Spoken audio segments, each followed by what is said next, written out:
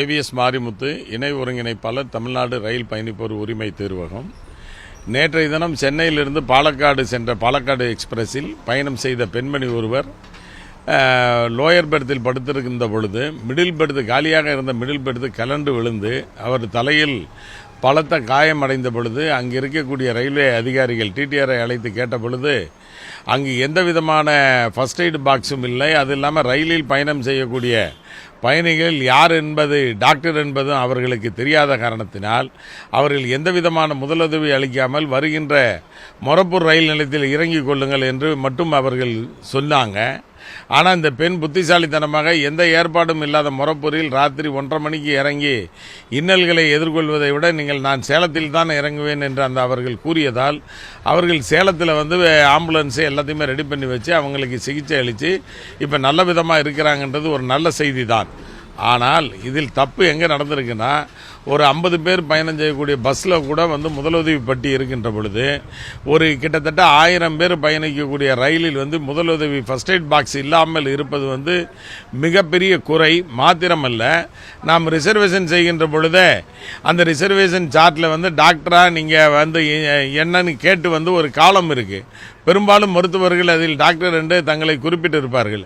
அப்படின்ற பொழுது 1000 பேர் பயணம் செய்யக்கூடிய அந்த ரயிலில் ஒரு குறைந்தது 5 டாக்டராவது இருந்திருப்பார்கள். இந்த 5 டாக்டர் பற்றிய தகவல்கள் அத்தனை டிடிஆருக்கும் கொடுத்திருக்க வேண்டும். ஃபர்ஸ்ட் எய்டு பாக்ஸ் இருந்திருக்க வேண்டும். இருந்திருந்தால் இந்த மாதிரி இன்னலே வெளியே சொல்ல முடியாத அளவுக்கு அவர்கள் முதலுதவி பெற்று இருப்பார்கள். மேலும் இவ்வளவு பெரிய நவீன தொழில்நுட்ப காலத்தில் இன்னும் மிடில் பெர்த்துக்கு இந்த 2 செயினை கொண்டு மாட்டுவது, ஒரு செயின் அது சரியாக பிடிமானமாக இருப்பது, மற்றொரு செயின் லூஸாக இருப்பது எல்லா ரயிலிலுமே இருக்கிறது. இது தீர வேண்டும் என்று சொன்னால் எப்படி இப்பொழுது வந்தே பாரத், ராஜதானி எக்ஸ்பிரஸ், சதாப்தி என்று நவீன ட்ரெயின்கள்லாம் வருகின்ற இந்த காலத்தில் இந்த மிடில் பெர்த்துக்கு இந்த செயின் டைப் இல்லாமல் வேறு வகையில் ஏதாவது லாக்கிங் சிஸ்டம் கண்டுபிடிக்க வேண்டும். அதில் ரயில்வே துறை அதிகாரிகள் தங்களுடைய புத்திசாலித்தனத்தை அதில் காட்டி நிரந்தரமாக இது போன்ற சிரமங்கள் இல்லாத அளவுக்கு இந்த மிடில் பெர்த்து இயக்கப்பட வேண்டும் என்பது எங்களுடைய கோரிக்கை. இதில் முழுக்க முழுக்க அவர்களை பாதுகாப்பற்ற முறையில் மொரப்பூர் ரயில் நிலையத்தில் இறங்க சொன்ன அதிகாரியை பணி நீக்கம் செய்ய வேண்டும்.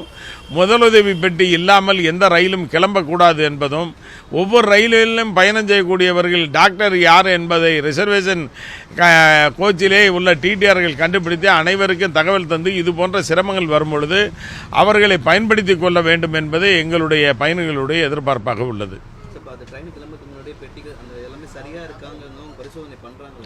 அதெல்லாம் ஒன்றும் பரிசோதனை பண்ணுறதில்லை. இவங்களை கேட்டால் இனிமேல் நாங்கள் செக் பண்ணி கிளியரன்ஸ் வாங்கி இயக்கணும்னு சொல்கிறாங்க. ஆனால் அது நிச்சயம் அந்த மாதிரிலாம் நடக்கிறதில்ல. நம்ம எல்லாருமே பயணம் பண்ணியிருப்போம். அரை மணி நேரத்துக்கு முன்னாலே ரயில்வே நிலையங்களுக்கு போய் உட்காடுறோம். எந்த ரயில் பெட்டிலையும் யாரும் செக் பண்ணுறதில்ல. அப்படி கேட்டால் என்ன சொல்லுவாங்க, நாங்கள் பிளாட்ஃபார்ம் கொண்டாடுறதுக்கு முன்னாலே செக் பண்ணேன்னு சொல்லுவாங்க. அதுவெல்லாம் கிடையாது. எத்தனையோ இன்னும் பாத்ரூமில் குழாய்களை பரிசோதிக்காமல் தண்ணீர் ஒழுகியபடி செல்வதும், அந்த குப்பை டேங்கு சுத்தம் இல்லாமல் இருப்பது வாடிக்கையாக தான் இருக்கிறது. இது எல்லாம் வண்டி கிளம்பும் முன் பயணிகள் கண் முன்னாலே ஒரு பரிசோதனைன்றது நடந்தால் தான் அது நல்லா இருக்கு. இப்போ பார்த்தீங்கன்னா பயணிகள் தரப்பில் பயணம் செய்யும் போது போலீஸ் 2 சைடும் அப்படி எல்லா கம்பார்ட்மெண்ட்டும் நடந்து போயிட்டு வருவாங்க. அந்த மாதிரி நடக்கும் பொழுது குற்றவாளிகள் அங்கே இருக்கிறத வெளியேறதுக்கு தான் முயற்சிப்பாங்க. அது மாதிரி பரிசோதனைன்றது வருகின்ற பொழுதே வண்டி கிளம்புறதுக்கு ஒரு அரை மணி நேரத்துக்கு முன்னால் கம்பார்ட்மெண்ட்டில் செக் பண்ணாங்கன்னா இது போன்ற குறைகள் இருக்காது. அதை காட்டிலும் நவீன தொழில்நுட்பத்தில் இந்த மிடில் பெர்த் இருக்க வேண்டும் என்பதே எங்களுடைய முழுமையான எதிர்பார்ப்பு.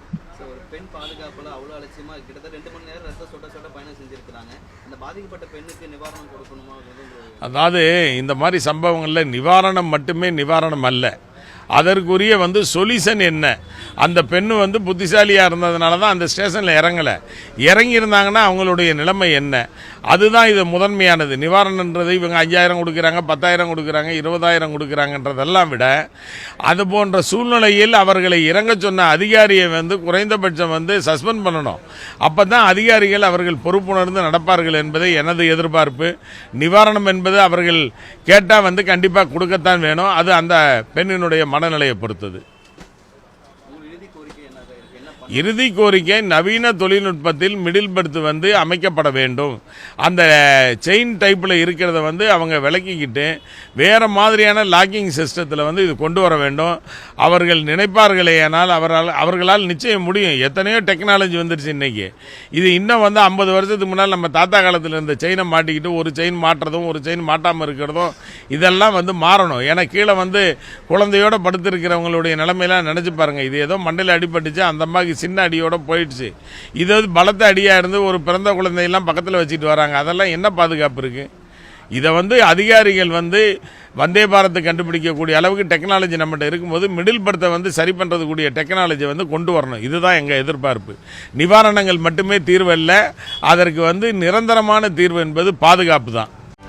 செய்திகளை உடனுக்குடனும் துல்லியமாகவும் தெரிந்து கொள்ள சப்ஸ்கிரைப் பண்ணுங்க.